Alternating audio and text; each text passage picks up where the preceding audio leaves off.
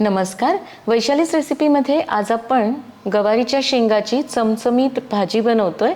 तर लगेच रेसिपीला सुरुवात करूया. सुरुवातीला एक झटपट वाटण तयार करून घेऊया. इथे मी पाव कप सुक्क खोबरं किसून घेतलंय, पाव कप भाजलेले शेंगदाणे आणि 7 ते 8 लसणाच्या पाकळ्या मिक्सरच्या भांड्यात घालायच्या आहेत आणि याला एकत्रित आता वाटून घेऊया. कढईमध्ये 1 चमचा तेल घालायचं आहे आणि ही भाजी यामध्ये घालायची आहे. तर 200 ग्रॅम शेंगा घेऊन मी त्या निवडून घेतल्या होत्या.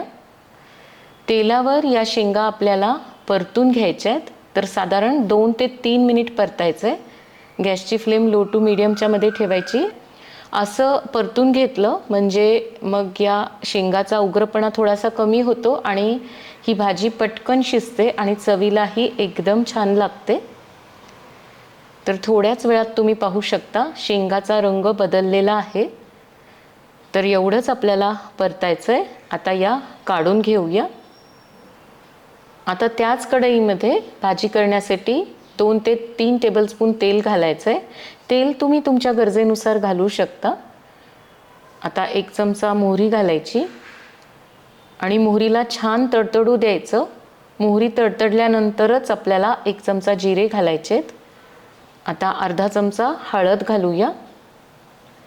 1 मोठा चमचा लाल तिखट घातलंय आणि लगेच हे आता वाटण घालूया.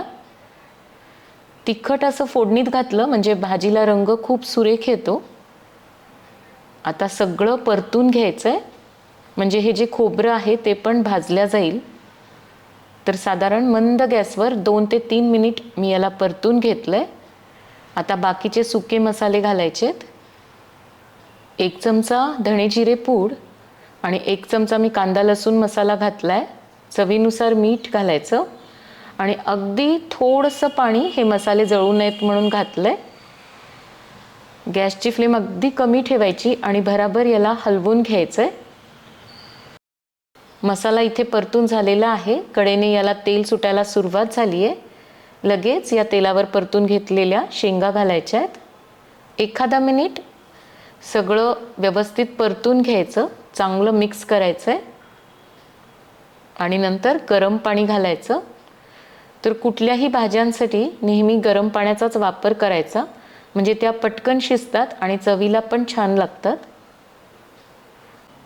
सगळं मिक्स करून झालेलं आहे. तर 2 मिनिटासाठी यावर झाकण ठेवूया. 2 मिनिटानंतर तुम्ही पाहू शकता कडेने याला मस्त असं तेल सुटलंय. मसाला एकदम छान दिसतोय. तर आणखी पाणी लागणार आहे. पुन्हा मी पाणी घातलंय. सगळं मिक्स करायचं आणि झाकण ठेवून आता भाजी चांगली शिजेपर्यंत शिजवून घ्यायचंय. तर इथे आपली आता भाजी शिजलेली आहे. मध्ये एकदा झाकण काढून मी हलवून घेतली होती. शेंगा पण व्यवस्थित शिजलेल्या आहेत. आता जरी तुम्हाला रस्सा पातळ वाटला तरी भाजी थंड झाल्यावर तो थोडासा घट्ट होतो. अशी भाजी पोळीसोबत डब्यात सुद्धा देता येते. तर अवश्य बनवा आणि नेहमीप्रमाणे आजची रेसिपी आवडली असेल तर व्हिडिओला लाईक, शेअर आणि कमेंट करायला विसरू नका. पुन्हा भेटूयात एका नवीन रेसिपीसोबत पुढच्या व्हिडिओमध्ये. तोपर्यंत मस्त खा आणि मस्त रहा.